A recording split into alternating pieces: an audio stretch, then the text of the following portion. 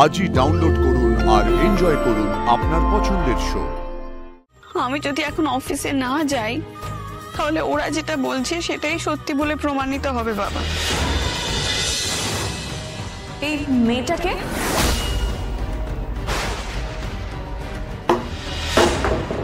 এই মেয়েটা কে অর্ক? বলো বলো। কিচ্ছু হয়নি, কিচ্ছু হয়নি অর্ক, কিচ্ছু হয়নি। অর্ক, দাদা শান্ত হও, শান্ত হও, কিছু হয়নি, কিছু হয়নি, শান্ত হও। আরে শান্ত হও, কি বলছি, কিচ্ছু হয়নি। মাদার ল একটা প্রশ্নের উত্তর চাই, সেটা বলতে এত অসুবিধা হচ্ছে। অদ্ভুত আচরণ করছেন, যে কথাটা বললে মিটে যায় সেটার জন্য। এখানে কে ঢুকতে বলেছে তোমাকে মানুষে? মানে এখানে ঢোকা বারণ আছে নাকি? এখানে কে ঢুকতে বলেছে জিজ্ঞেস করেছি। তুমি কারোর পারমিশন নিয়ে ঢুকেছো? কাউকে কোনোদিন ঢুকতে দেখেছো? নিজের বাড়িতে কোথাও ঢোকার জন্য পারমিশন লাগবে নাকি? যে ভুলটা আজকে করেছো দ্বিতীয়বার যেন না হয়। ভুল? আমি বুঝতে পারছি আপনারা আমার কাছে কিছু একটা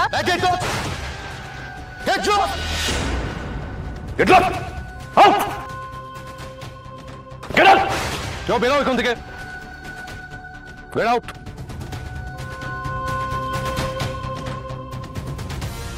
করছে মুখে মুখে। কিছু হয়নি তোমার, দিকে তাকাও, কিছু হয়নি, কিছু হয়নি তোমার।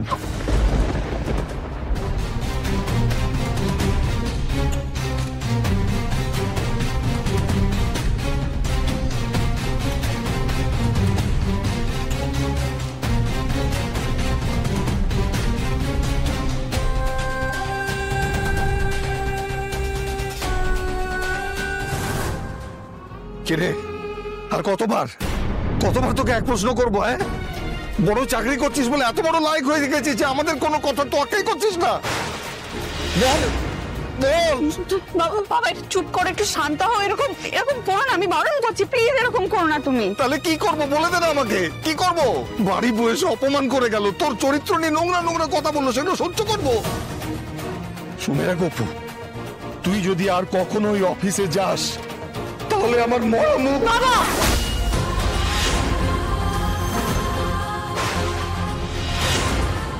মরার কথা আর একবারও তুমি মুখে আনবে না বাবা। আমি বুঝতে পারছি মীরা ম্যাম যে কথাগুলো বলে গেছে সেটা গায়ে লাগার কথা। তুমি নিজের জ্বালা মেটানোর জন্য এখানে এসেছিলেন বাবা। তোমাদের কেন মনে হলো আমি চুপ করে সবকিছু শুনলাম মানে আমি সবটা মেনে নিলাম? উনি আমার বাড়ি বয়ে এসে অপমান করেছেন তো, এর উত্তর আমি অফিসে দেব। এত কিছুর পরে তুই আবার বলছিস অফিস যাবি? যেতে তো আমাকে হবেই মা অফিসে। দেখেছো তো সুমি, ওই অফিস আর ওই চাকরি যত নষ্টের গোড়া। বাবা তুমি বারবার একটা কথা বলে যাচ্ছ, এই চাকরিটা আমার জীবনের প্রথম চাকরি, আর আমি মনে করি এই চাকরিটা আমি আমার যোগ্যতাতে পেয়েছি। প্রমোশনটাও আমি আমার নিজের যোগ্যতায় পেয়েছি বাবা। তো অফিসে সেটা অনেকেরই মনে হয় না, জানো তো। তোমরা আমাকে বিশ্বাস করো কেন বলো তো? কারণ তোমাদের নিজের শিক্ষার উপর তোমাদের ভরসা আছে। তোমাদের মেয়ে এমন কোনো কিছু করে প্রমোশন নেবে না, সেটা তোমরাও খুব ভালো করে জানো বাবা। একজন বাইরের মানুষ এসে তোমাদের দেওয়া শিক্ষার উপর আঙুল তুললো, তোমাদের দেওয়া শিক্ষা নিয়ে এতগুলো প্রশ্ন করলো, আর সেটা আমি মুখ বুজে মেনে নেব? কি করে সেটা তোমাদের মনে হয় বাবা? আমি যদি এখন অফিসে না যাই তাহলে ওরা যেটা বলছে সেটাই সত্যি বলে প্রমাণিত হবে বাবা। আর জেনে শুনে আমি সেটা কি করে করি বলো তো? কি করে করি? আমি চুপ করেছিলাম কারণ আমি বুঝতে পারছিলাম না আমি কি করব। আমি সময় নিচ্ছিলাম ভাবার জন্য। আমি এর উত্তরটা অফিসে গিয়ে দেবো, ওদেরকে আমি ভুল প্রমাণিত করেই ছাড়বো বাবা। তোমাদের মেয়ে মাথা নিচু করে পালিয়ে আসার নয়। আমি তোমাদেরকে রিকোয়েস্ট করছি বাবা, আর কটা দিন একটু অপেক্ষা করো, আর কটা দিন আমাকে সুযোগ দাও প্লিজ। তুই আর্য স্যারের সঙ্গে?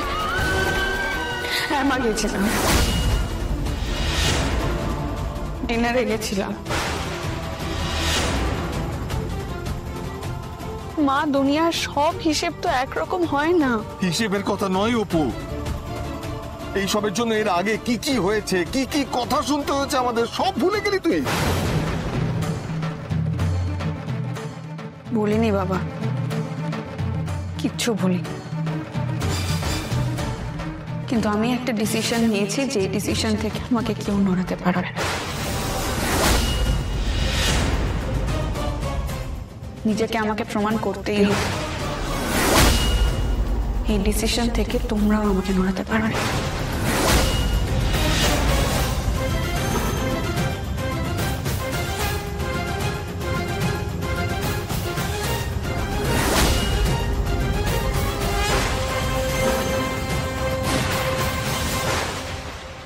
শান্ত, শান্ত, কিচ্ছু হবে না, ভয় কিচ্ছু নেই। কি হবে আর্য? গোপী, গোপী, হ্যাঁ দাদা বাবু, অর্কদাকে নিয়ে ভেতরে যাও। হ্যাঁ, শরীর খারাপ, দেখে নিয়ে যাও। যাও রেস্ট নাও দাদু, চলো দাদা, যাও যাও রেস্ট নাও, কিচ্ছু হবে না।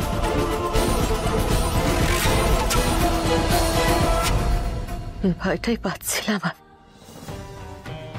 মানসীকে নিয়ে ঠিক এই ভয়টাই পাচ্ছিলাম যে ও থামবার মেয়ে নয়, ও যদি জানতে পারে তাহলে। এত ভেবো না তো, জেনে গেলে জেনে যাবে, এত ভেবো না। তুই বুঝতে পারছো না আর্য, ও জানতে পারলে তাহলে বাইরের সকলে এগুলো জানতে পেরে যাবে। একটা কথা বলি মা, শোনো, এতদিন পর যদি সবকিছু জানাজানি হয় তাহলে ধরে নিতে হবে এটা আমাদের নিয়তি, ভবিতব্য। দেখো মা, আমরা শুধুমাত্র চেষ্টাটুকু করতে পারি, আমাদের হাতে সবকিছু নেই। আমরা চেষ্টা করেছি, আমি বুঝতে পারছি তোমার মনের অবস্থা কি। বারবার বলছি এসব নিয়ে ভেবো না, শরীরটা খারাপ করবে। প্লিজ ভেবো না, আমি অর্কর কাছে যাচ্ছি, এসো।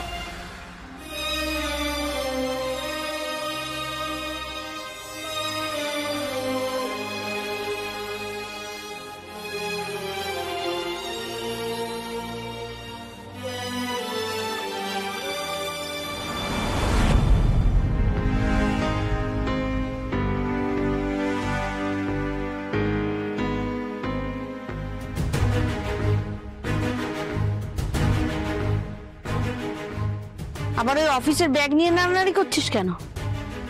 তুই কি আবার বেরোনোর তাল করছিস নাকি অপু? ঠিকই রে, এত রাত্রে কোথায় যাবি তুই? চুপ করে থাকিস না অপু, কথা বল। কাজ আছে।